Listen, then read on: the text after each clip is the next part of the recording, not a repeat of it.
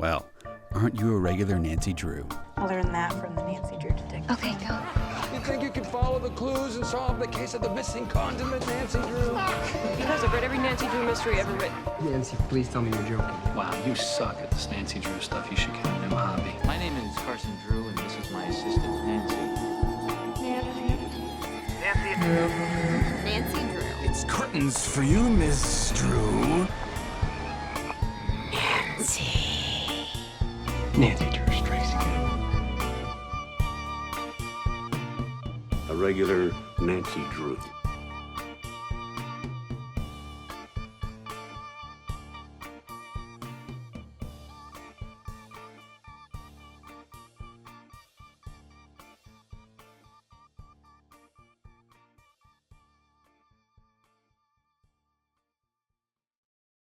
Well, hello, regular Drews. Hello, everyone. We are back, but today with a very, very special episode. We are covering another Nancy Drew diary, this one, The Magician's Secret, but we have a very special guest with us today. Hello! Hi! We have Doc Wyatt from Wandering Planet Toys. Welcome, Doc. Hey, sleuths. Hey, regular Nancy Drews. Thank you so much for joining us. We are very excited to have you on. Thank you so much for having me. I appreciate the chance to guest star. Yeah. I'm an irregular Nancy Drew, I guess. Yes.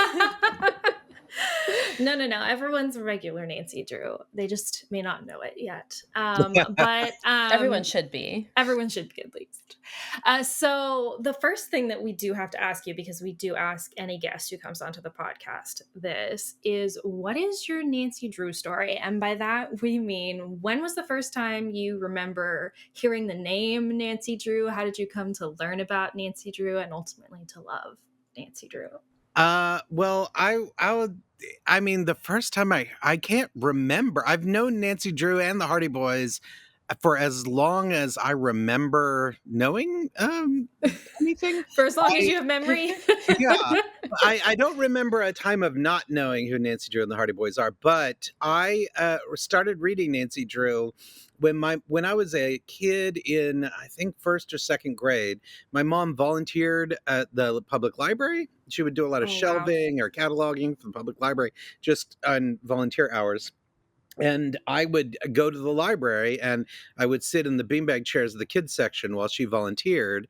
And I would read because that's what you could do in a library. Sure. So you read. And that's when I started reading Nancy Drew. And I actually started reading Hardy Boys because I was a boy and they were boys. And that seemed like a parallel to me. But then I found I was out of Hardy Boys one day and read a Nancy Drew, and I found out I liked it more, like the like better, and that I wound up liking, and there was no Chet. I was not into Chet, and so I wound up liking Nancy a lot better, and that. What do you have against Chet? I don't know. He just doesn't contribute much, in my opinion. Okay. So what about Nancy Drew was more interesting to you? I mean, you talked about how the mysteries were better.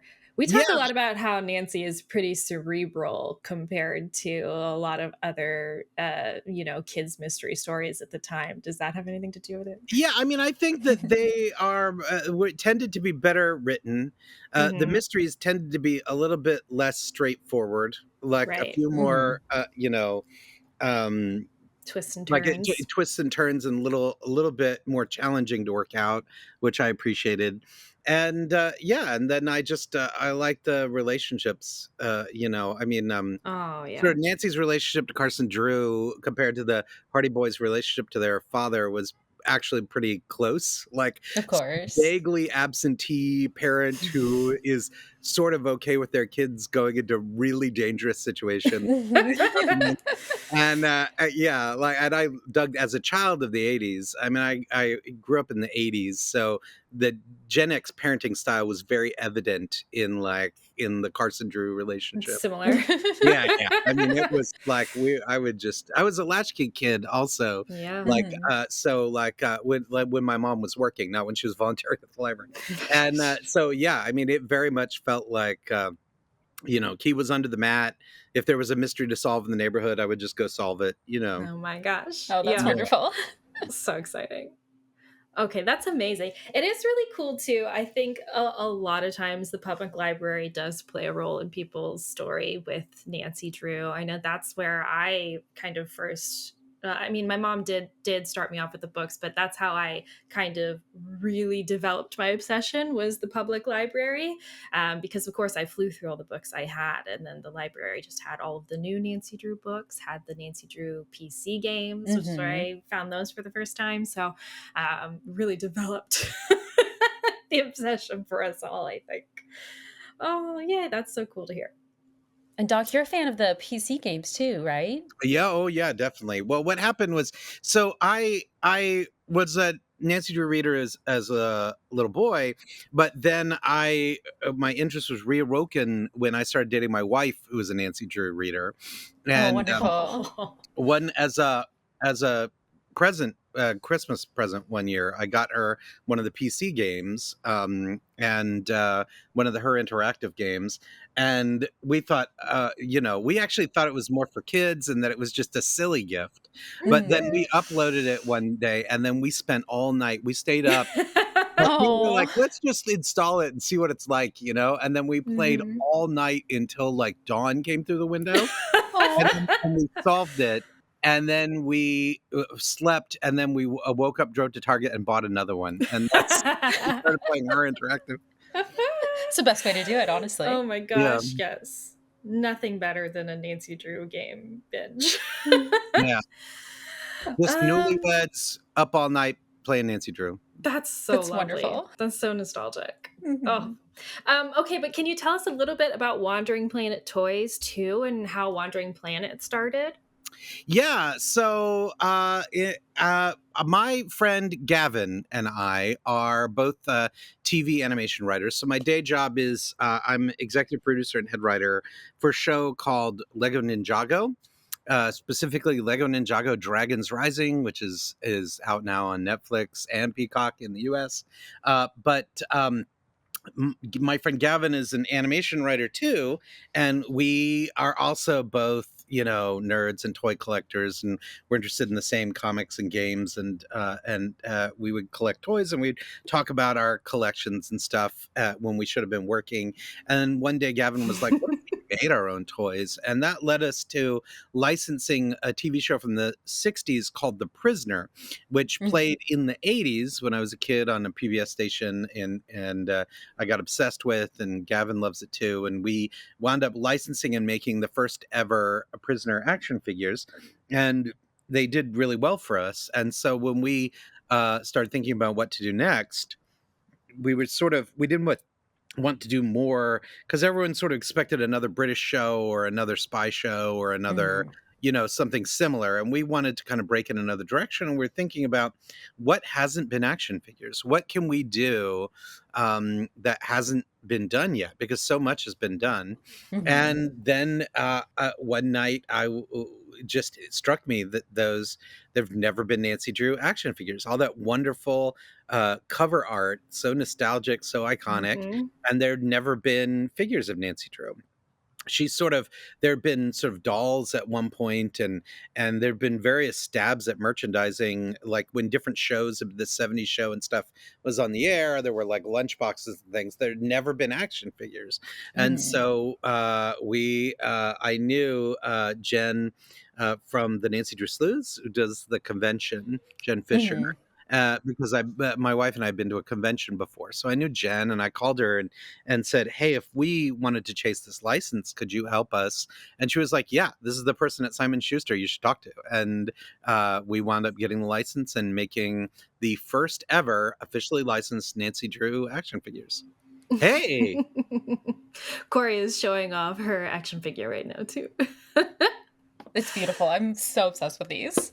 Oh, I'm so glad. Yeah, the Nancy Drew community really rallied around the Kickstarter. We crowdfunded them, and they couldn't have happened without the fans. And we're so pleased that they've happened, and we're looking into ways to do more. Oh yeah.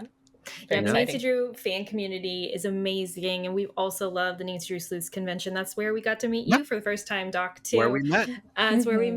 met. So yeah, so love to you all, and thank you for listening. Yes.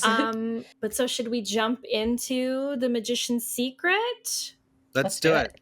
I got my Okay. copy right next to me. Okay. Corey, what do you think? It honestly, there was a little bit of like final scene vibes in this, just with the Harry Houdini side of things and Yeah. the showbiz side of things. So I definitely enjoyed that. But there was some aspects of it that I did find a little confusing, honestly. Yes. Yeah. What about you, Yeah. Doc? How did you feel about this one? Well, to be honest, the setup is 13th Pearl, right? Like, I Okay. mean, River Heights mystery, jewelry store gets robbed, someone gets accused of the robbery. I mean, eventually it's different. That person goes missing. I mean, I would say the setup is 13th Pearl, but then just don't go to Japan. That's what it is. 13th Pearl. That makes a lot of sense. And no cult, I guess. Yeah. The cult was a big part of that, I suppose. But did you like it? Oh yeah, I thought it was cute. I thought it was cute and fun. I have to say I spotted the villain was like immediate. We have a sort of yeah. Oh, it took me a minute. Oh, you did. Oh, for me, Yeah. it was like that. I can't. Well, this is a spoiler podcast, right? We're supposed to Yeah. talk. About Go. Yeah, Yeah. you yeah. can- Oh man, the second I met Hugo, it was like, well, come on. That guy. Please.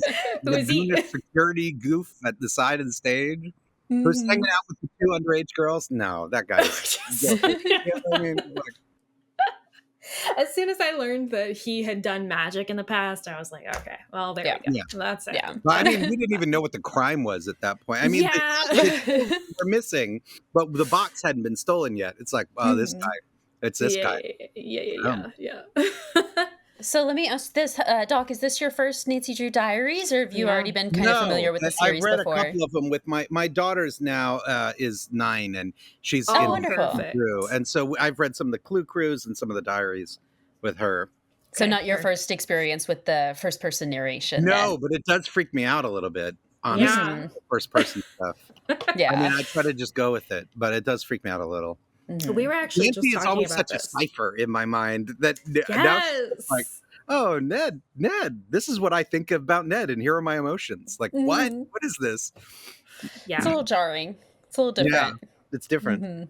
Yeah, we were just talking about that actually before you joined, and we talked about this last episode too, that we think that the first person narration of the diaries is really what kind of makes them seem less like actual Nancy Drew, just because it totally demystifies the entire thing. Like Nancy's Yeah. no longer this like mysterious figure who's so smart, because you actually see her struggling with things, which is just like, I mean, yeah, it's more realistic and probably great for young readers to be able to work through that with Nancy. But like growing up reading about Nancy solving these mysteries, she was just such a mythical kind of hero figure. It kind of Yeah. takes away from that. a No, little I bit. agree. I definitely hear the editor meeting, like the meeting with the editor, like where the head editor is like, we need to do something new with Nancy Drew. Find something new. And the editor's like, I got it, boss. First person. We've never done There first you go. person, boss. I do think that the premise was because diaries, one assumes, because it's not the diaries implies the first person, Mhm. perspective, Yeah. right? But it isn't written like a diary entry. Like it's not. There is No.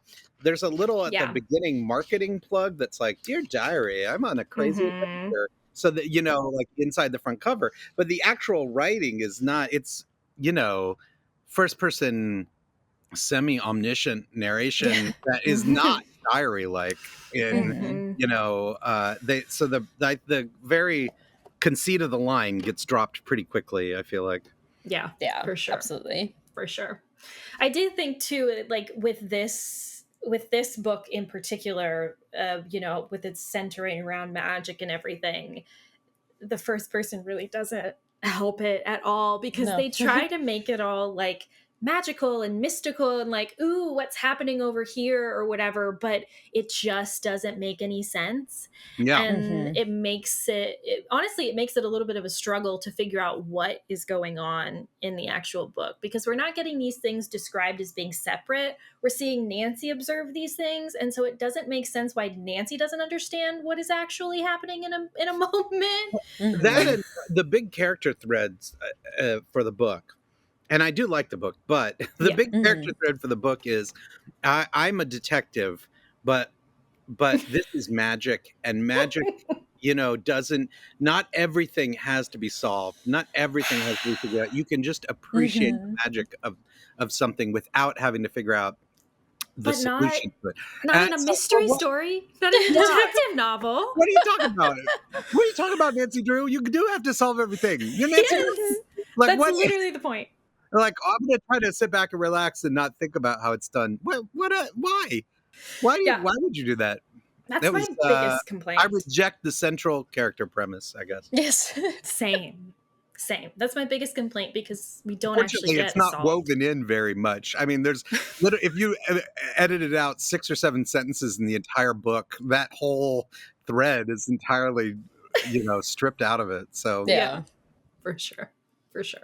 But we don't even solve like how the action, like literally what the crime is that happens. We don't figure out how that happens. They never explain it. They just say, "Oh, it was a magic trick." Like, how did the trick work? Like, we can't just say we don't need to know. I need to know. You literally do. Like the last sentence of the book is literally, "Magic is a mystery that doesn't need solving." Like, yes, it does. What? It's crazy. No, they explain how he gets the key. So we're going back. He explains how he gets the key. Yeah. And and implies that he replaced the video with a loop. Right. But how he got into the case, or I guess he got it out in his shoe. How he got into the courthouse. How they stole the box from the courthouse. Right. And the puzzle box. That was weird. I guess he brought that with him. I guess Grinty, the imposter, Grinty McGee or whatever. her box was missing, I guess. What is her name? Gritty Grant. Gritty Grant.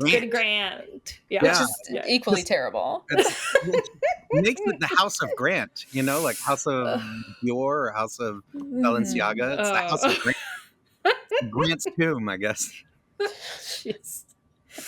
I will say one thing I did really love about this book is that it's set in River Heights, and I love a mystery that is set in River Heights, where it really feels natural that we get to interact with all of our favorite characters. And even though like I do love mysteries where Nancy is often a foreign location, I love kind of like the nostalgic feel of like talking about River Heights Town Hall, like, just the jewelry store in River Heights, because of course there's just one, all of those things. Which I guess is then the jewelry store from 13th Borough.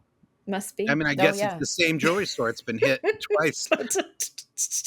They have such bad luck. Goodness. Although she does. She in it. The lady who works at the jewelry store is like, listen, I've worked here for forever, and there's never been a robbery. I guess you forgot about that time all those pills got stolen, lady. I guess you completely deleted that from your memory. Yeah. First time it happened on your watch. Yeah, there's definitely some interesting changes to canon from the original mystery stories to the diaries of how like Ned is this new boyfriend, that we've just met a different way than Clue in the diary. And there's all these little tiny changes like that. It's so funny to me. Mm-hmm. I also like how just literally everything in River Heights is named River. Like you can't, there's not a business or a hotel or anything in this town that doesn't have the word river in it. Even when it explicitly isn't close to the river. Yeah. Well, we learned in our last book that it's actually close to the mountains, which we had no idea. So, which is like mountains in Illinois, like where? I don't understand. Midwest mountains. But yeah, okay. Should we talk about the cover art a little bit? Let's do it. Let's do it. I think Doc and I have the same cover here, but Becky, you have the anniversary cover, don't you? I do. Yeah, I've got so she's in a green top peering out from behind a curtain as she sees a top hat rise off a table, and an audience is in the foreground watching. It's That's got a really lots of cool fog. smoky. Yes. And that's clearly a scene from the book that is directly from when Nancy goes to the magic show. She's kind of poking around backstage, and there's that moment right before the magician appears where all the fog comes out and she sees the top hat floating. And that was from 2015. That's the original cover by Erin Maguire. And then I have, like you were saying, Corey, the anniversary edition of the diaries. So this is from 2020. This is Lisa Perrin, and it is much more representational. Yes. Not a scene from a book. It just features a top hat with a magic wand over it, and you see the title, The Magician's Secret, within the top hat, and then the back is kind of like, these lines that I think are supposed to imitate smoke, and there's like some stars, but in general I just love these covers so much. I just think they're so beautiful, and just the the art deco kind of pieces with like the flashlight and the graphic design up there is just gorgeous, and it has little bunnies in the corner. Look at the So bunnies. I'm obsessed. Yes, the unfulfilled promise of bunnies. I know. Yes. So cute. But no, I actually really like those covers. I think they're really effective. Both of them work really well. Very interesting. Definitely make me want to pick up the book and read. I feel like usually with the Nancy Drew diaries covers, sometimes they can be a little bit too far away from what happens in the story. Sometimes we just talked about this with a couple episodes ago for the Phantom of Nantucket, which featured a lighthouse and a mysterious figure standing in a lighthouse on the cover. Not part of the book at all. There's no lighthouse, no mysterious figure in a lighthouse. Yeah. Which I hate really it when that peeved happens. us off. That growing up reading comics, that was always the worst. When you get really excited about a comic book cover and where like Hulk is fighting somebody, and then does not happen. Absolutely does not happen in the issue, and you get mad. Yeah, I think it often happens because the cover artists work from briefs, not from the text, and so. Absolutely. Yeah. No, when we get that kind of failing with a cover, it's a failing on the part of the publisher, not the artist. Of course. Blame the editor. Yeah. But I love these. These are great. It's great. Yeah. 3 words. Magic, obviously. Magic. Maybe like. Oh, what about this? Oh, hear me out. Hear me go out. for it. Magic, illusionism, escapism. Perfect. Because that's like the 3 different types of magic that they kind of talk about in the story. Yeah. Well, they're like, oh, there's a lot of kind of magic, like these 2. And then they name those 2. Yeah. That's so true. Yeah, let's go with it. Magic. I like it. Illusionism and escapism. Magic, and more magic. Magic. Magic. Okay. Let's jump in then, shall we? Let's do it. Okay, so to start our story, we learn that Ned is working as an intern for Carson, and Nancy is annoyed that he doesn't have time for her during the summer. How the turntables have turned, everyone! Oh my god. Do you think we'd ever see the day? Never. Never. Because usually it's the other way around. Nancy is jet setting off, and then Ned is all like, Nancy, why didn't you call me back? But not this time. So apparently Carson is in the middle of a big case. He is defending a client named John Smallwood, who is accused of robbing a River Heights jewelry store. Carson is really sure that this guy's innocent, even though he has absolutely no evidence to say so. And Ned is working on getting access to some evidence that is currently being stored in the courthouse. Apparently there's like this locked box that they found in Mr. Smallwood's hotel room, which Mr. Smallwood claims is not his. But the prosecution in this case thinks that the stolen jewelry is hidden inside this locked box. But no one has been able to open it yet. But that's what Carson wants to try to do. The courthouse is actually closed today for an upcoming magician's performance. Magician is named, get ready, Drake Lone Star. No reason for that name either, by the way. Like, I guess he's from Texas. Must be. He's a in Texas. I mean, I don't. There's no explanation. No, but what a crazy name. And he is famous for quote unquote disappearing famous landmarks. He apparently made the Taj Mahal and the Eiffel Tower and the Sphinx all vanish. And now he's going to work his magic on the River Heights courthouse. So You know, those famous landmarks that include the River Heights Courthouse. Taj Mahal and the River Heights Courthouse. So, Yes. Nancy actually wants Ned to go to this afternoon's performance with her, but he's like so busy. He's like, oh, Nancy, I don't know if I'll make it today. He must be feeling himself so hard whenever Nancy like asks him out on a date, and he's like, you know, I don't know if I can come this time. Nancy, I'm so sorry. I'm so sorry. I'm busy. Darn. I can't get over it. I think he's definitely stretching the reality of how, because like when it's like, I guess he's, first of all, the only person that works for Carson Drew, and second of all, and not getting paid, utterly exploited by Carson Drew, and that the other thing is that his one task, that of all the tasks, he's so busy, but the only task they enumerate is that he's got to get the guy who like opens the courthouse clerk, he's got to get him on the phone, and he's like working to get him on the phone. Like that's his big job that he can't go anywhere for. It's like, okay, well, and also like presumably this magic show is happening at the courthouse, so like maybe you should go to the courthouse like to try to see if the clerk is there. Maybe you can get into the courthouse. I don't know. Also, maybe Carson can call that guy too. Like what? Yeah. Like it was like, it put me in the mind of like, you know that scene in Clueless? Like in Clueless, where Elle's dad has got all those people around a table like highlighting depositions and things like that. But there's no depositions. Like the guy. He's just like in his office, just sitting there telling Ned what to do as Ned does it in front of him. Yeah, as Ned does it in front of him. Yeah. Like Uhura, you know? Yeah, I just find the whole premise so funny of Ned being Carson's intern. One, the fact that Carson would want to hire Ned in the first place. Like, Ned would be a good intern, when I just don't think that's the case. But two, also just the fact... like Nancy could have accomplished any, like, why isn't Nancy working for Carson? Well, you would think. she's got different jobs that she does for him on spec, you know? Like, she can't work for him day to day. She's too important, too busy. I just know when the client's in trouble, later in the book, the client's in trouble, and he's like, Nancy, we need your brain.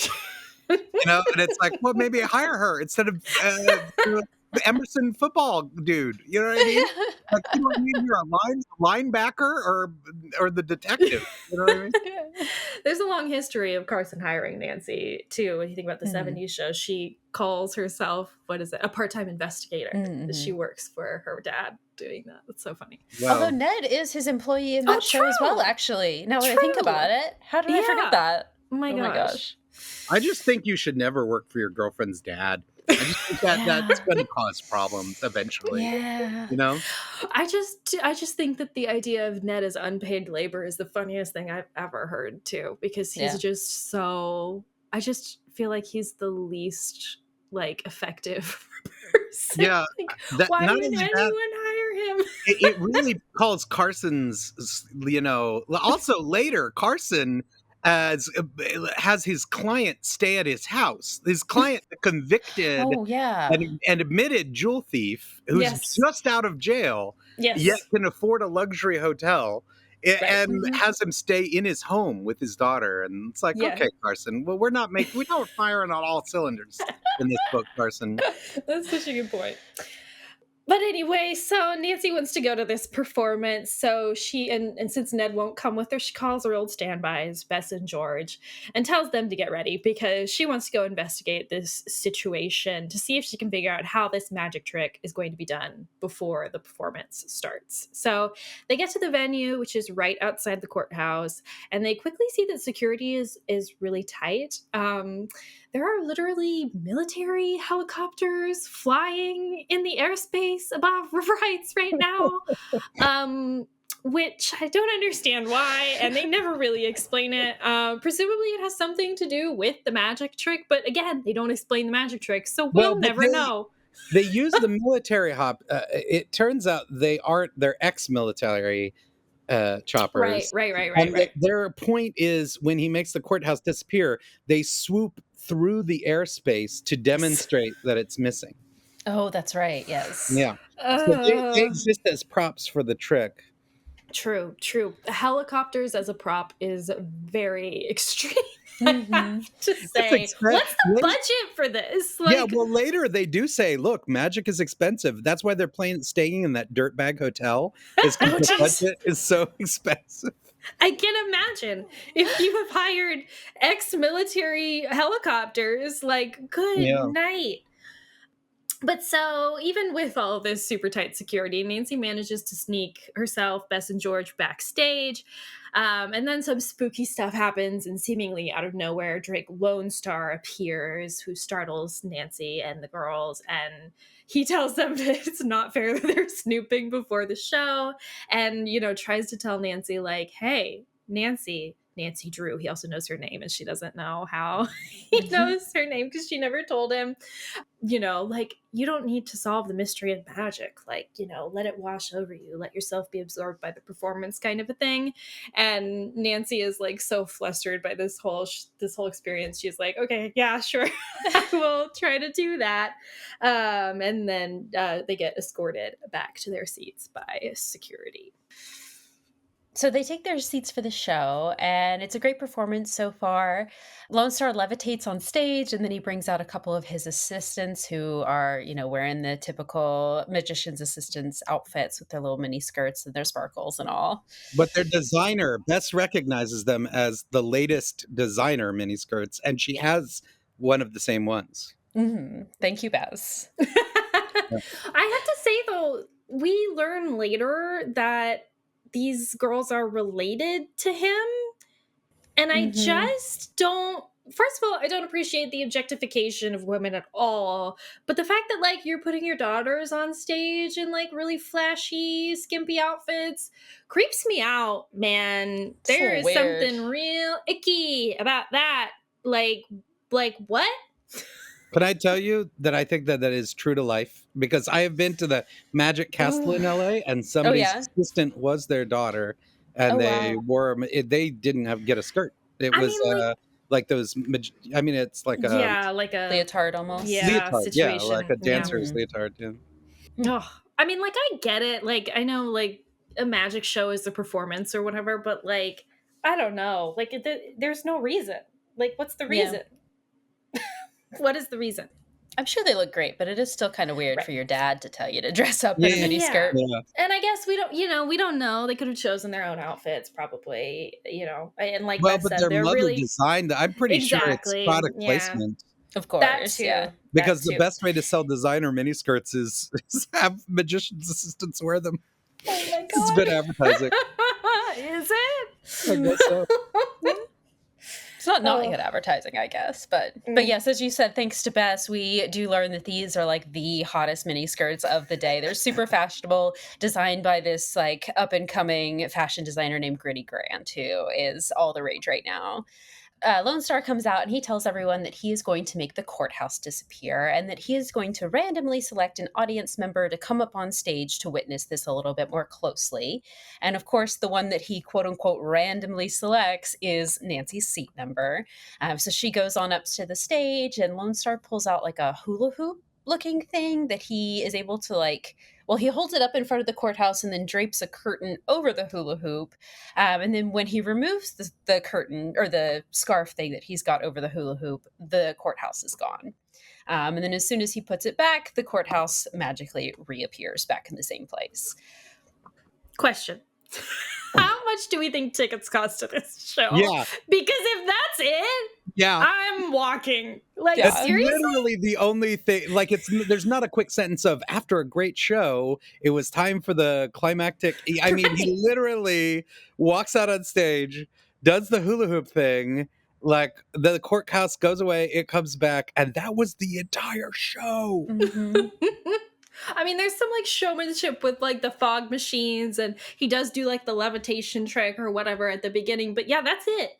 Just the disappearance of the courthouse. And also, it's just a disappearance in like a little hula hoop. Like, that's all we're looking through. And Nancy even specifically says how like the hula hoop is positioned so that everyone's Oh God, I just spilled my tea. Everyone's viewpoint, I just got too excited. Everyone's viewpoint is directly through the hula hoop. And it's like, so we're all just looking through this tiny little circle hole. Like imagine sitting in the back of this auditorium or makeshift auditorium, I guess. A hula hoop, you see the courthouse through the hula hoop, and then it goes away for 5 seconds, and then it comes And the back. helicopters The come. helicopters Helicopter fly. swoop through.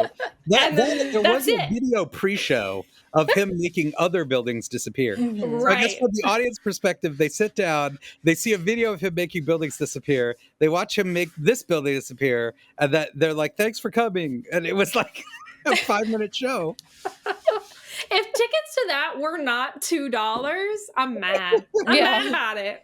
I'm mad about it. I think you should have done other tricks. Like I just Yes. Yeah. Of course. We got like 1.5 tricks, maybe, if you count the smoke show right before pull a everything rabbit out started. of the hat. Yeah. But that wasn't even, because that was literally 10 minutes before the show, and he's like, "Oh, we like to give our audience something to look forward to," or whatever. Like, oh, great. Because they're not going to get anything during the actual show. So, Because that's the only entertainment. well, regardless, everyone in River Heights is extremely impressed by this. And as soon as the show ends, Nancy is like bombarded by all these people running up to her, wanting to ask her, you know, what did you see? Did you see anything like special? Do you know how it was done? And of course, she has absolutely no idea how he was able to pull this off because she saw, of course, the same thing everyone else saw. But then, right as they are about to leave, Nancy gets stopped by some police officers. They tell her that she's actually a witness in a crime because during this performance, a critical piece of evidence was stolen from the courthouse. Actually, the locked box from Carson's case disappeared at the same time that the courthouse disappeared. I guess when it came back, the box was just gone from the evidence room. So we cut to the inside of the courthouse where Nancy, Bess, George, Ned, Carson, and Hugo is like the head of Lone Star's security team, as well as Lone Star's 2 assistants and the judge's clerk and the prosecutor for Smallwood's case. They all gather around this empty evidence locker. And we learned that during the show, the mayor agreed to having no security in the courthouse at all. And they also agreed to turn off all the courthouse cameras to, quote unquote, protect the integrity of the trick. So we have no idea how this was done. There's no camera footage, obviously. And all the courthouse employees were outside watching the show. This is crazy. Right. This is crazy. Re-elected this guy. Yeah. Some good small town mayoring happening. Right?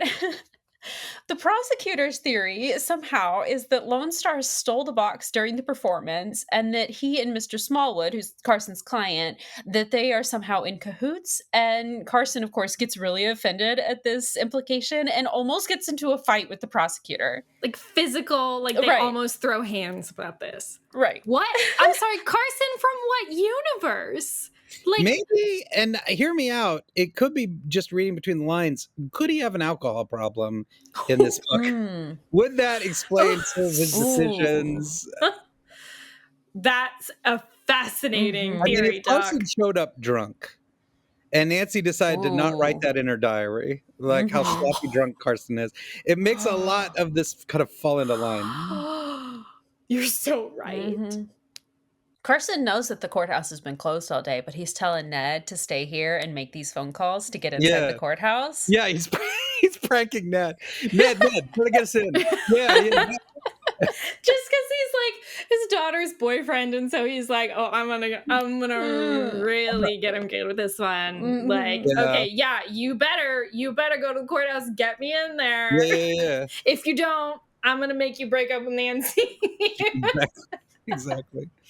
Oh my gosh. When I was in high school, I had a girlfriend who every time I went to her house, her father would be cleaning his guns. Oh and my I gosh. just thought, this guy is a real gun nut, right? And later she's like, no, that's for your benefit, right? Like whenever That's you a come over, he threat. gets out the gun. That's horrifying. Yeah. Oh my gosh. I would have been terrified if I were you. This is why I was too dense to have. Listen, I grew up in Georgia. Everybody had a gun. Like, Fair. It did not even faze me. I had to be told it was a threat. I did not understand. So I'm right over your head. That's Yeah, hilarious. right over Oh my my head. gosh. So Ned pulls Nancy aside and says that the prosecutor is actually only really upset because whatever is in that box is the only evidence that they might have that Smallwood committed the crime. And actually, the only reason that he was arrested is because he was the last man in that jewelry store on the night of the robbery. And also because he has been convicted of stealing jewelry in the past. He actually recently got out of prison for stealing about $2 million worth of diamonds from the jewelry store in Switzerland. Which, to be fair, I mean, puts you on the suspect. Of course, yeah. If anyone's going to be stealing jewelry, it might be the guy that has experience stealing jewelry, you know. Might be but- the convicted jewel thief. Yeah. but could also be wrong place, wrong time, you know? And who got out of jail and can afford to stay in a luxury hotel and can afford to hire Carson Drew as his attorney. So, I mean, he's also flush with cash. It's adding up too well. There are some thefts he must have gotten away with. Yeah, he clearly succeeded at one of those. So Carson kind of subtly gives Nancy the look to say, like, hey, Nancy, can you take over and look into this a little bit? So Nancy nods, and then she looks to George to have her take a look because, of course, in this universe, George has all this technical aptitude that she would be able to know more about this, I guess. But then Nancy gets spoken to again by the police to ask if she saw Lone Star doing anything suspicious during the performance. And again, no, she saw the same thing everybody else did. And we actually learned that Lone Star has been missing since he literally disappeared from the stage during his performance. So Nancy goes to speak to his two assistants who also don't really tell anything to us. But we learn that they are twins named Ayala and Ariana. And they are the nieces of this famous fashion designer, Gritty Grand. And then also we learned that Hugo, Lone Star's head of security, is supposedly dating Gritty Grand as well. So, but we're suspicious of that from the out. Right. That does not seem like a viable thing. Right. When you found out they were Australian twins, did it put you in the mind of? Did you see those Australian twins that went viral a couple months ago for talking simultaneously? Did you see this at all? No, Oh I don't my think gosh, so. you got to look this up. They were viral. They just put Australian twins, and I think it'll turn up. But they're sort of elderly women who have lived, who are twins who have lived together in a small Australian town their whole lives, and they literally just talk in sync. Like you ask them a question, and they both answer in sync. It's wild. That's so how I was cool. imagining Ayala and Ariana. That's so funny. Yeah. So our detective crew can think of nothing better to do with their time than sit outside the courthouse and wait literally 3 hours for for the rest of them to get out so that they can talk to the suspect and everything, and they're sitting with the twins and Hugo, and Bess is cleaning her purse. They're so bored, but they can think of nothing else to do, so they sit there for 3 hours. Hugo, who is the security guard for Drake Lone Star, who is supposedly dating an Australian high fashion designer, drops these cards that are the reason Nancy got. They were part of a stage prop, which was kind of like a bingo setup, which is how Nancy got picked to go on stage. And she realizes it was a plant, that she was always supposed to be on stage. And Bess brings up an interesting theory. She says she's heard a rumor that Grinty Grand's company is having money problems. So she's apparently the house grand is $1 million in debt. And then suddenly the guy she's supposedly dating, Hugo, is around as the jewels go missing, which, by the way, look, since we already know the ending, that is true. So Bess solves the crime in chapter 5. That is such a good point. Bess actually pins the bad guy and the motive, and basically as much of the mystery as is ever solved. at the end of chapter 5, and Nancy's like, yeah, maybe, we'll see. And we go through the rest of the chapters of the book. So we have like this running joke / not really joke. We're kind of serious that Bess is like legitimately psychic, and this is just more evidence to that fact because there are so many 100%. times where she comes in with like just out of the blue with the most random but super key or super helpful piece of information, just seemingly out of nowhere, and it always ends up being right. And how do you think, because this is Nancy's diary, but how do you think Bess's diary records these events? Like, I've been telling the great detective Nancy Drew that it was Hugo because he stole it for Grinty. And Nancy's like, well, let's look at the evidence. And, like, her diary is, I think, more scathing than perhaps. Probably. Point one, Bess Marvin. Yeah. Point a Bess million. Marvin Diaries has got one day it'll come out. So in chapter 6, that evening, Nancy's thinking about the case. So she's up in the middle of the night. She can't sleep. So she knocks on George's window, only to find out Bess is in there being grumpy. Like she's needs her beauty sleep and is grumpy about it. So the girls go to the bathroom and like sit on the closed toilet and talk about the case, right? Yes. And so George apparently solves how the mystery is done, I guess. There's the pre-show video that showed him disappearing other monuments.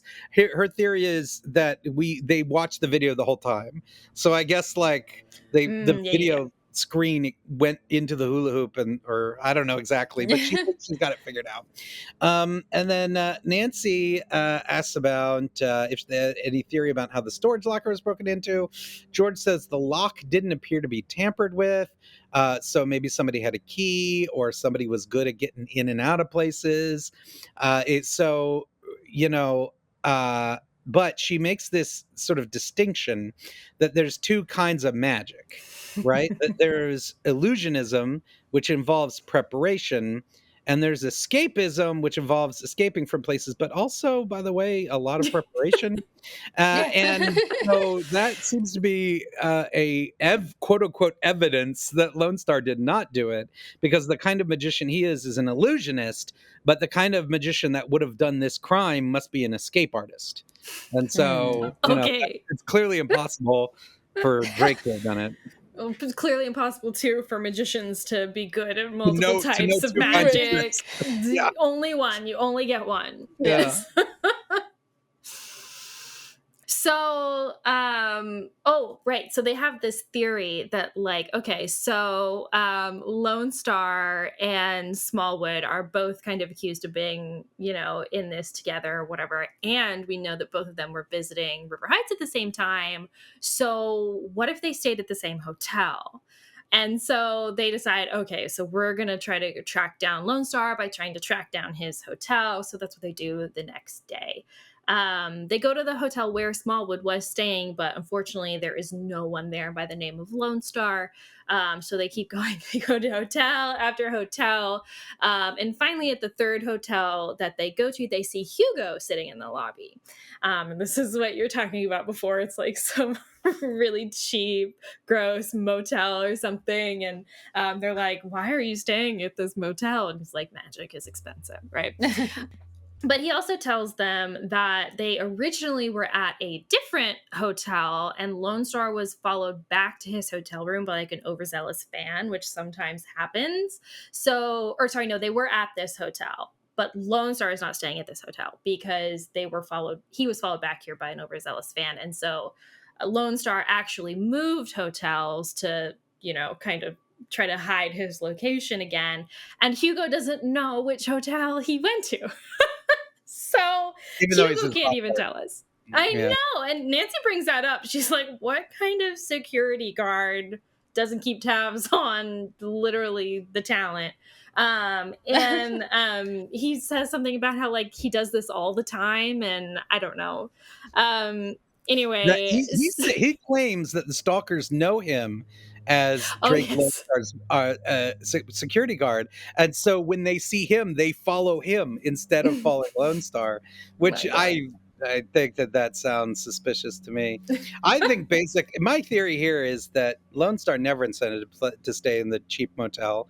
He wanted his daughters to stay there. He didn't want to pay for them to be in a nice hotel. He wanted his staff to stay there. He didn't want to, and then he's like, oh no, you guys, I got a stalker. I'm gonna have to go to the nicest hotel in town. I mean, it's my only option, right? You guys. Sorry, I wish I could be in the dirtbag hotel with you guys, but yeah, no, really, no. It's not option. safe for me. For you, Yeah. It's plenty safe. It doesn't matter if the stalkers know where He's like, you but Dad, are. there's other hotels too. No, really, it's got to be the luxury hotel. Like that's Yeah. Sorry. So they're standing in the lobby of this hotel, and then Bess and George like run in, and Ayala and Ariana run in at the same time, and they tell us to turn on the TV, and we do, just in time to see Lone Star being escorted up the steps of the courthouse in handcuffs. So cops found him first. So we all rush to the courthouse, and Lone Star is being booked, and Nancy gets the lowdown from Ned and Carson. Apparently, the police found Lone Star in the same hotel as Smallwood was staying, literally just across the hall from Smallwood. So he was at the very first hotel we went. He was just there under a fake name, so we didn't. And we as detectives were incapable of thinking about that. It occurring ahead to of us. time. Yes. So the police's theory is that Smallwood stole the jewels and intended to give them to Lone Star, but when Smallwood was arrested and had his belongings confiscated, Lone Star, quote unquote, used his magic to steal the box from the courthouse. The police don't even have a theory for how this trick was done. They're just like, it seemed like magic, so the magician must have done it. So obviously they have no real proof for this, and so Nancy is pretty sure that Lone Star is going to get released soon. They only even arrested him apparently because he started throwing things at the officers when they came to question him about this. He disorderly didn't conduct is the charge. Yeah. He didn't like being questioned about his magic. He was like getting really defensive about that apparently. So Nancy decides to wait outside the courthouse with Hugo while Lone Star is released. Again, we're just waiting outside the courthouse. And, so we're just, biding our time. And we talk to Hugo more. And it turns out that Hugo is also a bit of a magician himself. He demonstrates a trick, getting out of an officer's handcuffs to Nancy and even the officer who's standing there and Bess and George. And he tells Nancy that he had aspirations to become a magician himself, but started working for Lone Star instead. I don't know why, but has basically just been Lone Star's ride or die ever since. So to just summarize, in chapter 5, Bess says, I bet Hugo did it. And in chapter 6, George says, well, whoever did it is an escape artist. And then we see Hugo do an escape trick. So that's where we are with Nancy's clues so far. Yeah. She doesn't know who could possibly have done this, though. Yeah. So that evening, the Drews are having dinner with Smallwood, who is no longer in police custody because, yes, they've released him to just come live with Carson for the time being, for whatever reason. We released you to your attorney's kitchen. Yes. You can't leave the state or Carson's property at all. Just stay on his house within those boundaries and it's fine. Lone Star was actually released earlier today too, but has also been told that he cannot leave town. But suddenly Bess and George barge in brandishing a magazine featuring Gritty and Ariana and Ayala. Turns out, actually, they're Gritty's daughters, not nieces. This is where it got a little bit confusing to me because we would just say oh, they're her nieces. And we don't really address where that information comes from. And it's like, oh, no, actually, they're her daughters. Actually, it's publicly known that there is. Yeah. So I don't know why we did all this back and forth, but we do learn that they're her daughters. And also, Lone Star, surprise, surprise, is their father. Gritty is not dating Hugo, as we learned. Don't know why we would spread that rumor either. She's actually dating some other young celebrity. I think it's some musician that Bess actually has a crush on or something like that. Some other famous guy. But why would Hugo lie about this? That's very weird. And is this enough of a connection to suspect Ariana and Ayala as being involved as well? Are they maybe trying to help their mother's business to recoup that $1 million that they're short? And then probably my favorite moment in the book is the end of chapter 9. Oh yes, Where Yeah. they're all in the Lasagna knife. kitchen. They're all in the kitchen having lasagna, and then Nancy says something relatively innocuous, and her dad's client uh jumps up brandishing a knife and screams something like, "You're gonna call me a thief?" No, he goes, And "I'm not a thief." I'm not a thief, while brandishing a knife, right? And it's like, what is happening? Is Nancy about to get knife attacked in her own kitchen, right? And then you start chapter 10, and chapter 10's like, oh, but actually he was just getting another slice of a lasagna. Like, that's why he had the knife. It was wild. What a wild way to end a chapter and start the next chapter. It was insane. Definitely the best cliffhanger of the book, I think. Yeah, no, undoubtedly. Sorry, it was just a lasagna thing. He's not threatening anybody. Yeah. Oh, my bad. My bad. I thought I was getting knife struck. Oh, we're all good. We don't like being accused of being a liar or a thief, but Yeah. we're not going to stab You're gonna call anybody. me a so- thief? I'm gonna have another slice of lasagna. Hannah's lasagna is just too good to Oh my not God. shout about it, honestly. Right. So Mhm. So Nancy, Bess, and George all go to the jewelry store that was robbed. Don't know why we didn't do this sooner, but we want to get more information about the robbery. Well, we had to wait for 3 hours in front of a courthouse, so we couldn't have gone. We had to watch Hugo practice his handcuff removal. Sorry, there's no time for this. And we end up at the jewelry store. We talk to Candy, who is the manager, and we learn that supposedly there was no forced entry on the night of the robbery, and only unmarked gems were stolen, of which there were about 15 stones, and they equaled about $3.5 million worth of stolen money. The manager says that she's never seen Ariana or Ayala or Lone Star before. And the reason that Smallwood was at the shop that night is because he actually had plans to go on a date with Candy. They were going to go to dinner right after her shift ended because they had recently met, I guess, while he was just like randomly walking around town, met her, asked her to dinner that night, and just happened to be in the building the night that the theft occurred. Which, by the way, I love this. I love this. I very much can't wait until what's his name again? Until Smallwood?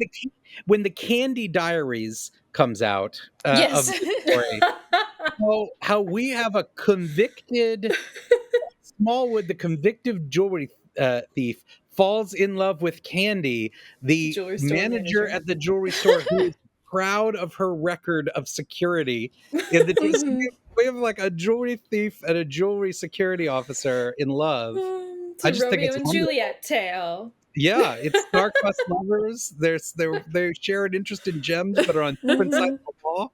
It's fantastic. And where's that book? So chapter 10 ends with, we hear the girls, Bess and Nancy, are in the front of house at the store, and they hear George scream. And and that's how the chapter ends. We're like, what's happening to George? Probably like a knife attack.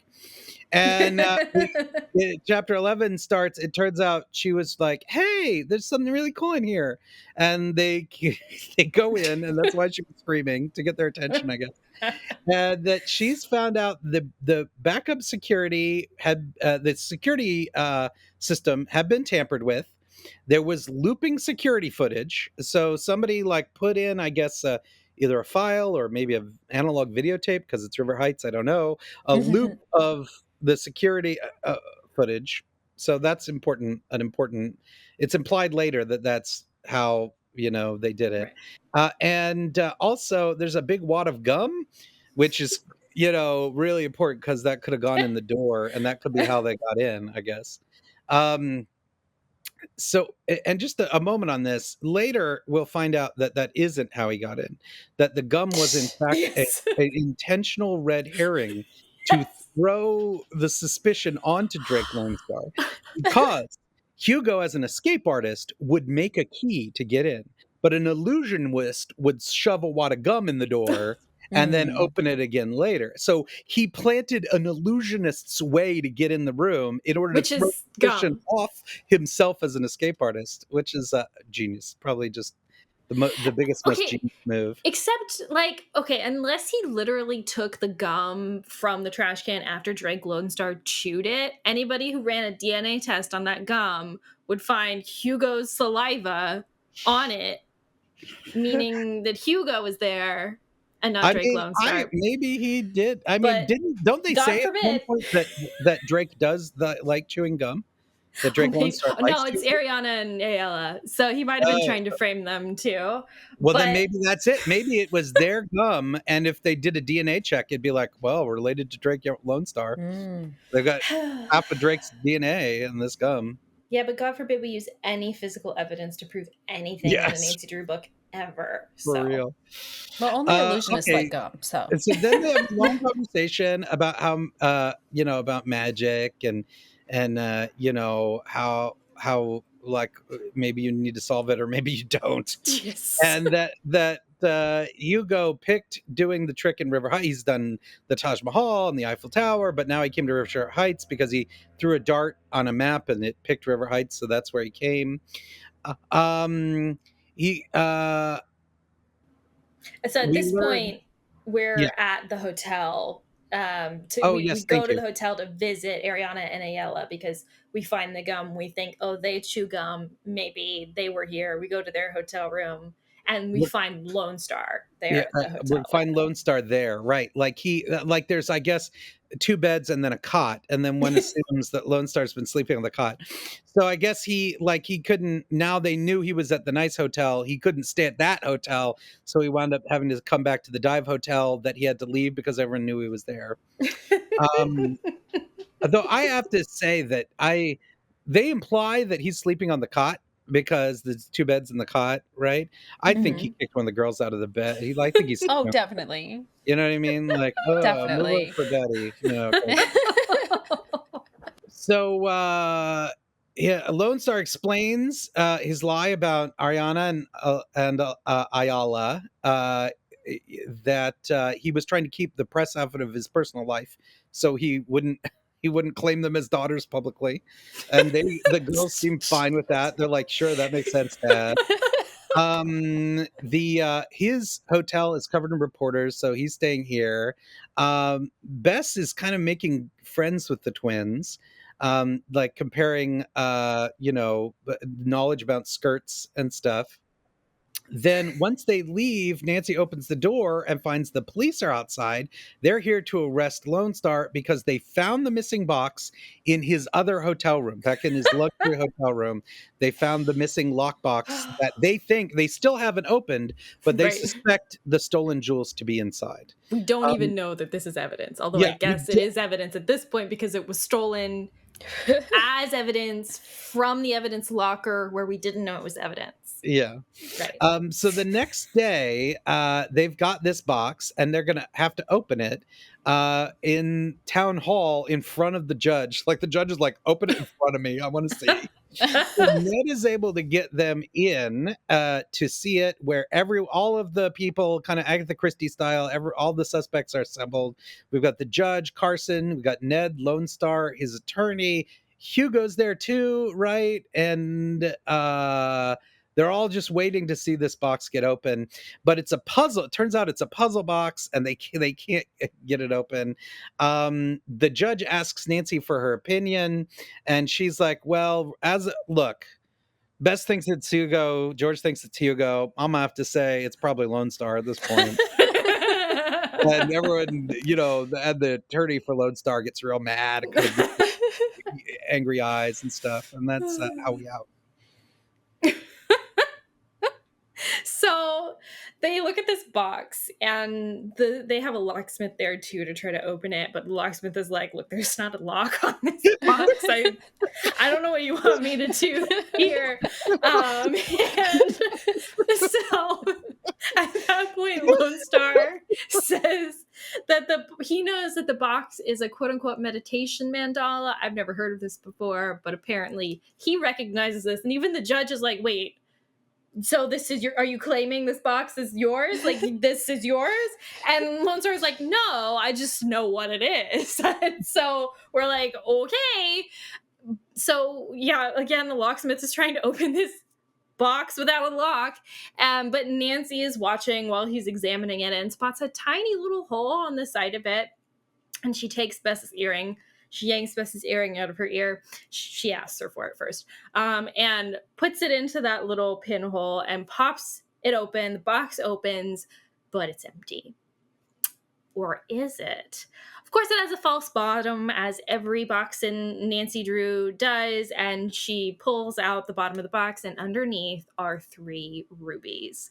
They definitely look real, according to Bess, and Bess even says that they look just valuable enough to cover Gritty's financial troubles.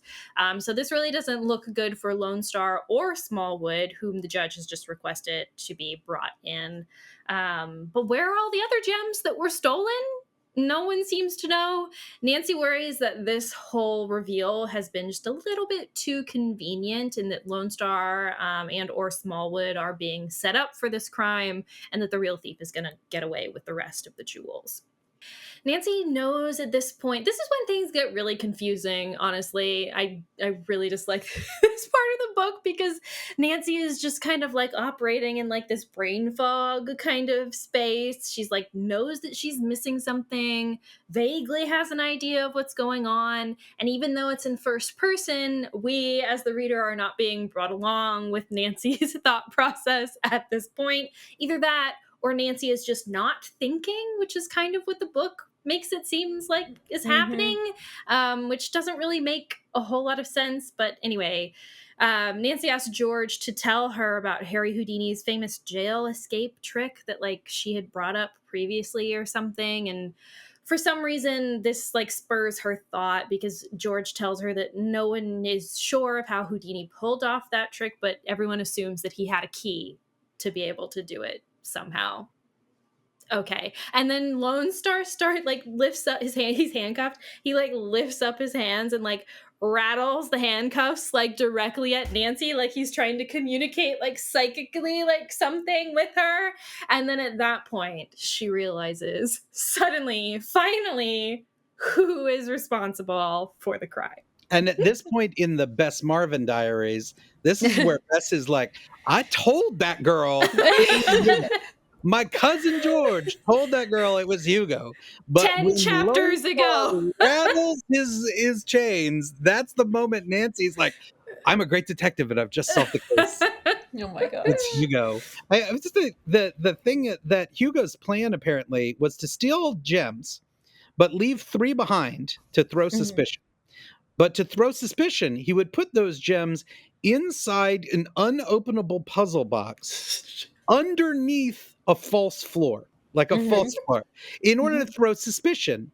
And so in order to have the suspicion thrown, someone has to find the box, has to solve the box. By the way, has to find it twice since it got stolen. They had to find it, put it in evidence, have it stolen for a reason that doesn't seem to make sense if the whole point of it is to plant it as evidence. Have it stolen, find it a second time, solve the puzzle box, discover and remove the false floor, and find the 3 gems to throw suspicion on Drake Lone Star, only to have Nancy go, I don't know, it seems too easy. Seems too easy. Doc, do you know what that reminds me of? What? Illusion magic. Yeah, oh my gosh. So true. Oh my gosh. Doesn't Gritty Grand come running in the room at this moment as well? But I just left it out because it was totally like not relevant at all. I thought it was going to mean something like, oh, she's going to drop some kind of vital piece of information. No, she just shows up. Yeah. Well, she exposes another lie. She and Lone Star are married. Oh, right. Yeah. Right. They were married, but this is wild. Well, they're together. They're together. They're like fully a couple. Not married, and their security guard advised them to get divorced, so they did, even though they're still in love and still partners. Still in a relationship. Yeah. And have children together. And yeah. Yes. But they're spreading the rumor that Gritty's dating this musician. Yeah. Yeah. I don't know why. Like, why? And do you imagine the conversation with the girls? Like, sweetie, like, honey, like, we have to tell you something. Mommy and daddy still love you and still love each other, but we're getting divorced. Like, why? Oh, for our security guy. Like, and so we're going to have to tell everyone that you're her nieces. Yeah, that you're not related to me. Nieces. You're not And my then, daughters anymore. and then you're going to hear that your mom is dating Timothy Chalamet, but don't listen to that. That's actually a false rumor. Also, your Hugo, our security guard, is also going to be claimed to be dating your mother, but don't listen to that. That's rumor too. It's so fine. This is normal family stuff, right? Oh my gosh. I remember when my mom and dad got divorced for security reasons. That's what they told me. Yep. Oh my gosh. Oh, so Nancy knows who did it, but of course she's not going to tell us who did it just yet. So she, Bess, and George rush to the hotel where the box was found and go upstairs. But of course, it's so packed with reporters that they just can't even get down the hallway. So we need to think of another alternate way in. Luckily, Bess has already charmed the valet at the hotel, whose name is Sawyer. He just falls for whatever she says. She flaps her eyelashes and he says, "Yes, ma'am, whatever you say." He's actually able to bring them to a service elevator and then find a way into the air vents. And they like crawl through the ducts until they're like right over the bathroom in Lone Star's room. But unfortunately, our culprit is already inside the room. And when Sawyer tries to like lower himself down out of the ducts, our bad guy grabs him by the throat. And surprise, it's Hugo. We know it's Hugo. Right. But Nancy's able to like climb over Bess and George in the duct because I guess she's like the last one in the line of them, but like climbs over them so that she can come down, get out of the duct, and then stop Hugo from strangling Sawyer to death. It turns out he thought Sawyer was a thief, but he gets really confused when he sees Nancy, so he stops hurting Sawyer. He's fine. But then Nancy leads him into the main part of the hotel room and tells him, "Hey, I know it was you who set up Lone Star."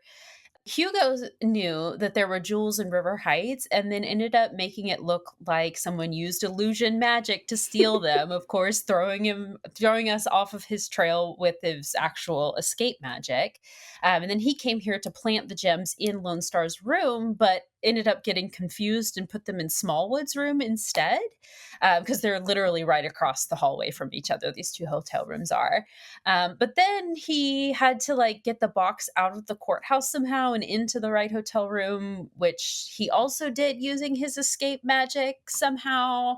And then after hearing the accusation, he starts to get angry with us, and we learn that he actually has had a crush on Gritty Gran this entire time, and was mad when she ended up marrying Lone Star. So this is when we learn that he convinced them, for the sake of their careers, that it was the smart move to get divorced and lie to their children or whatever.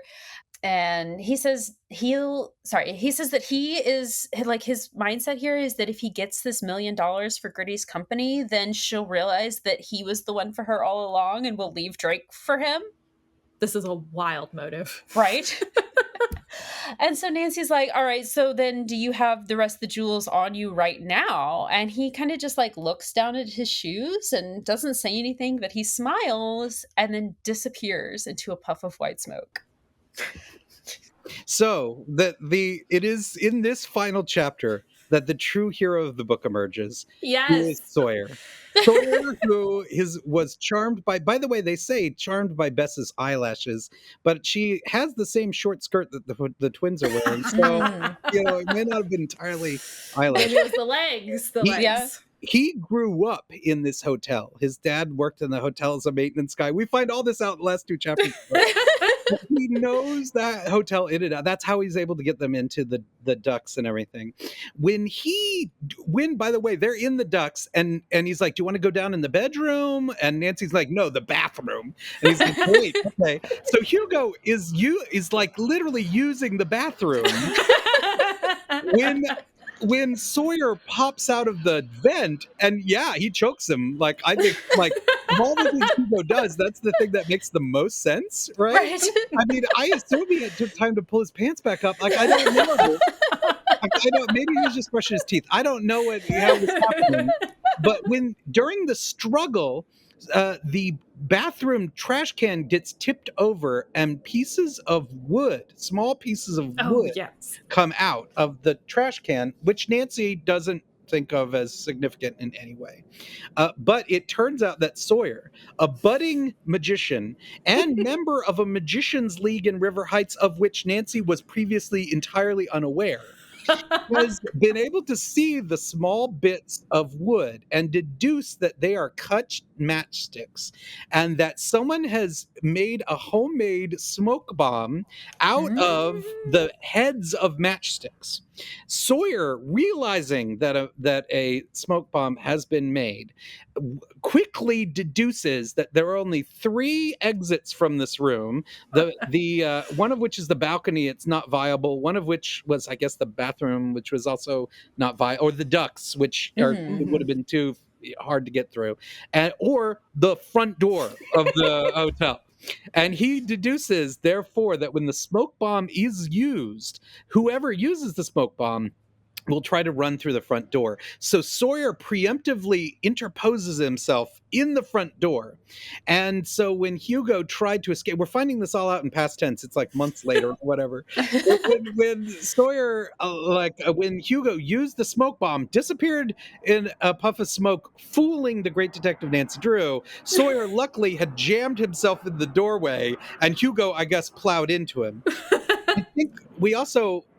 I mean, Sawyer's heroicism here is a little bit undercut by the fact that there was the whole reason they snuck through the vents is because there's a gaggle of reporters surrounding this door. So when the door flew open and Hugo came out, he would have plowed into a small army of reporters, which may also have impeded his progress. But nonetheless, Sawyer was there and did stop Hugo, caught the bad guy, solved the crime, was able to explain how the smoke bomb was made.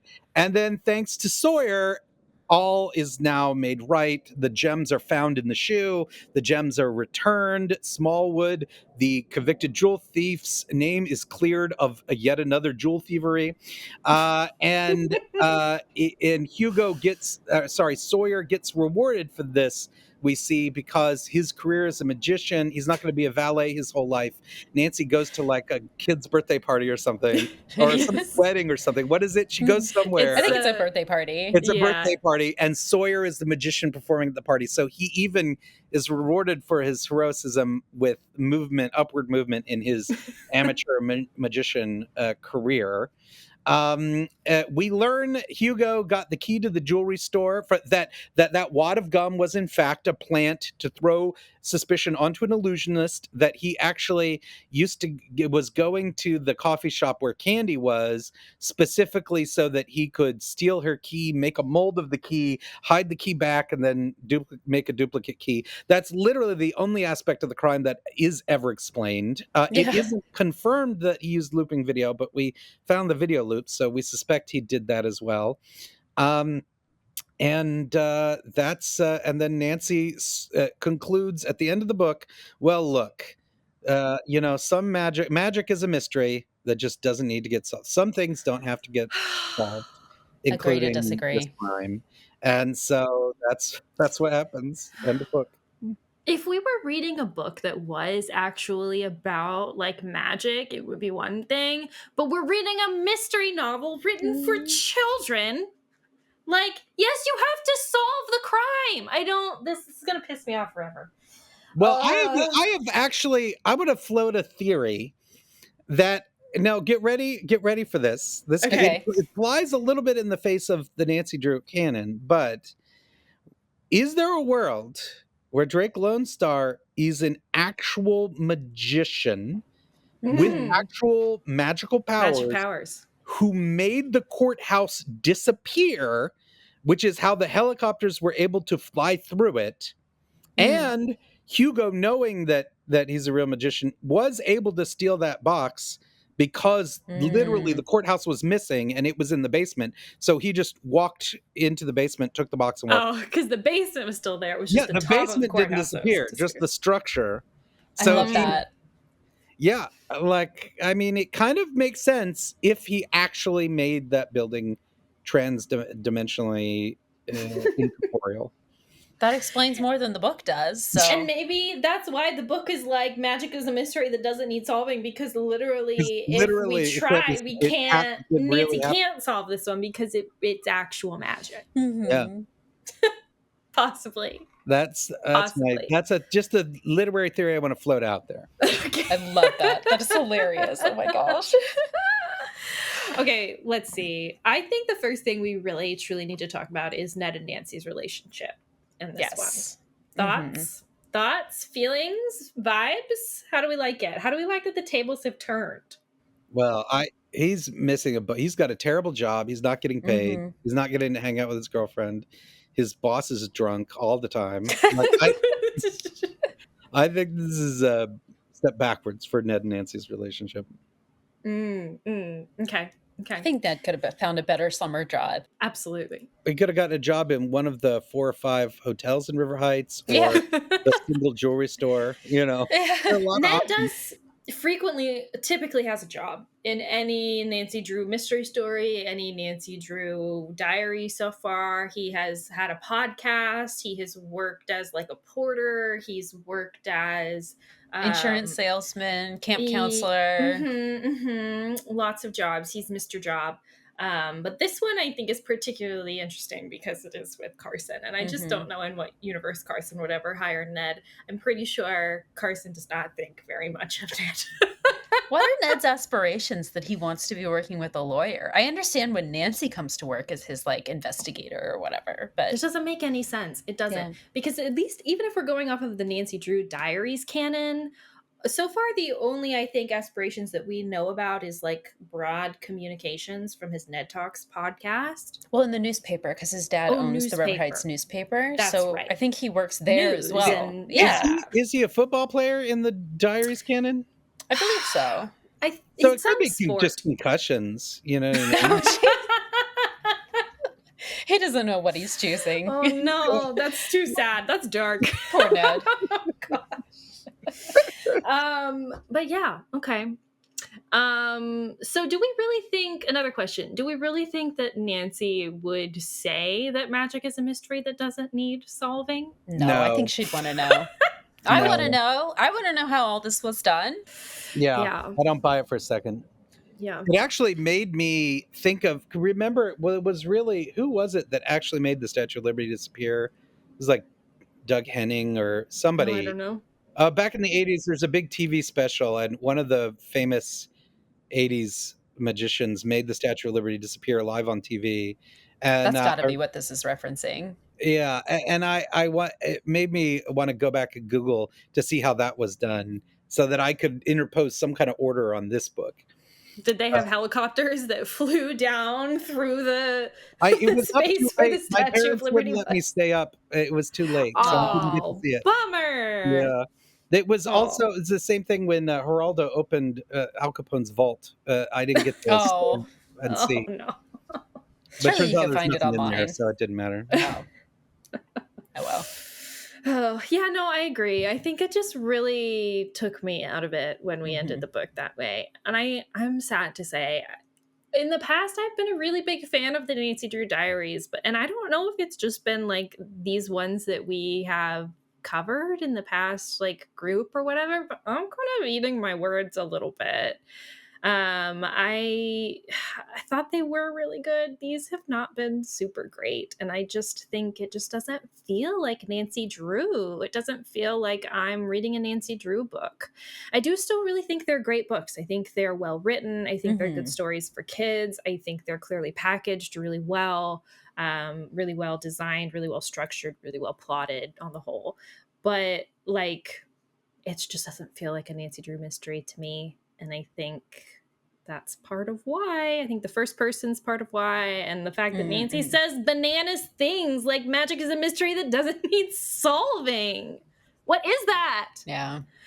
Anyway. Yeah, the first person definitely is the biggest issue for me. I think that definitely makes it feel so much different than the original mystery stories. Yeah. Okay, so what are our favorite moments from the book? Definitely the end of chapter 9 when Smallwood brandished the knife at Nancy. Cut to chapter 10. He just needed another slice of lasagna. That's pretty good. That was by far my favorite moment of the book. Pretty good. Absolutely. Yeah. Corey, what about you? Oh, that's pretty much up there for me as well. The end with Sawyer is pretty funny as well. Just anything Sawyer my does. Favorite. Yeah. Sawyer's my favorite part. He's just like out of nowhere. Like, what? Yeah, stay tuned for the Sawyer diaries. Tom Swift of the Nancy Drew diaries. Yeah. He's like the man of what is the one? Oh God, the alcohol or the man. What am I thinking The of? most interesting man in the world. Most interesting man in yes. the world. Thank you, Doc. Yes, he's the most interesting man in the world. He works at a hotel. He talks about how he grew up at this hotel. He has all these like secret ambitions. Secretly, is a magician and knows all of this stuff. He's like the most complex and interesting character in He's the absolutely entire the best book, Marlin. and he's only in the last two chapters. Where are the Sawyer Diaries? Where is Sawyer? If he's an inventor, I swear he's the Tom Swift, I think. Yeah. I love that. We do have to talk about, okay, so in chapter 15, Bess makes a comment about, like, we're kind of trying to go with this whole magic vibe, and somehow we, like, loop astrology into that. But Bess talks about, like, how the 13th floor is unlucky, and then George makes a comment about, like, oh, you know, that's superstitious nonsense. And then Bess says, as a rising Virgo in the house of Aries, you would say that, George. So we just have to put a note on that George is a rising Virgo. And I'm not really sure what being in the house of Aries is supposed to mean. She doesn't say like what house that's in. So I don't know what that means. But oh my God. And then Nancy's supposed to be a Sagittarius. Yes. So when does that put her Intellect who's birthday? ruled by Sagittarius. Well, I don't think she's not saying that Nancy is a sun Sagittarius. Oh, she's fair. saying her intellect is ruled by Sagittarius. So Sagittarius would have to be in like a specific house for Nancy. But apparently Bess is super into astrology. I love that for Bess. That's very characteristic. And then also that, yes, George is a rising Virgo and that Nancy has Sagittarius somewhere in her chart. Like, love this information about that. We need to do some sort of chart so we can figure out when Nancy's birthday is supposed to be. Yes. You know? Yeah. We're constantly trying to work that out. I think in the TV movie for Nancy Drew that came out on Disney. Oh, the Maggie Lawson one. Maggie Lawson movie. She says that she is a Libra rising in that one. And as also a Libra rising, I really identify. So... what else do we want to say? Any other thoughts? Least favorite moments we want to bring up? Definitely Hugo shaking his handcuffs and Nancy figuring out who did it, meaning that 3 characters in this book have preceded Nancy to the solution. That is a little frustrating when somebody figures it out first. I just would like Nancy to solve it. Yeah. Or else those other people could be their book. Yeah. The book should be the person who solved it. Yeah. It could have been the Lone Star Diaries, right? Like, yeah. It just adds to that feeling of like, this isn't very characteristic of a Nancy Drew book. Right? Yeah, exactly. Okay. Anything else you want to say? I think that's all I've got for right now. Doc? No, I'm ready. I'm ready to give my flashlight score. Oh, yeah? Flashlight score. What would you give it, Doc? From 1 to 5 flashlights. All right. Mike, don't hate me. 2. It's a 2. 2. Yeah, I think it might be a 2 for me as well. Oh, okay. I always get so tripped up on these. I would give it like a 2.5. I think I agree that I'm in the 2 range on that, but a flat 2 feels maybe a little harsh. I don't know. I still love the diaries, I think, at the core, even though all of this, and I said before, I was kind of eating my words and I've not been a fan of these past few diaries that we have done. I still like them as a whole. And I do think that this book was a lot better than some of the mystery stories that we've read. Crocodile Island, I'm looking at you. I'm trying to think what else, but yeah. Oh, Secret in the Old Lace. That was a real dud for me. Yeah. So I think at its core, it still is like coherent enough that I can follow the story. And so I'd give it a 2.5. And I thought it was cute. I thought the idea that like we get to think about magic is a good premise, even though in execution, it didn't turn out super great. Yeah, the premise was great. It just maybe it was a little confusing in the way that it was played out and like, why are we making this or adding this extra layer of, no, we're really lying to the public to protect our identities and Right. Okay. Well, that was The Magician's Secret, everyone. We hope you enjoyed that. Doc, before we sign off, can you tell us what is next coming up for Wandering Planet? Well, we've just finished a campaign where we did a larger scale 6-inch prisoner figure, and we're excited about that. We have not announced what our new property is, but we've got a new figure we're going to do a campaign around coming up in the next couple of months, and so we'll be excited to announce it. It does involve. I will not say what it is, but it does involve investigation. And it does involve the supernatural. So that's all I'll say. I have so many theories now. Oh my gosh. That's very exciting. Okay, so where can people keep up with information about that? Where can they find you? Where can they find Wandering Planet? Wandering Planet is on Facebook. We're on Instagram. We're also on Blue Sky. I'm only really on Blue Sky, but you can find me at Otherland71 on Blue Sky. Okay, great. So if you need Ninjago facts, that's the we account. know where to go. Yeah, for 100%. Doc, of all the action figures that y'all have produced so far, do you have a personal favorite?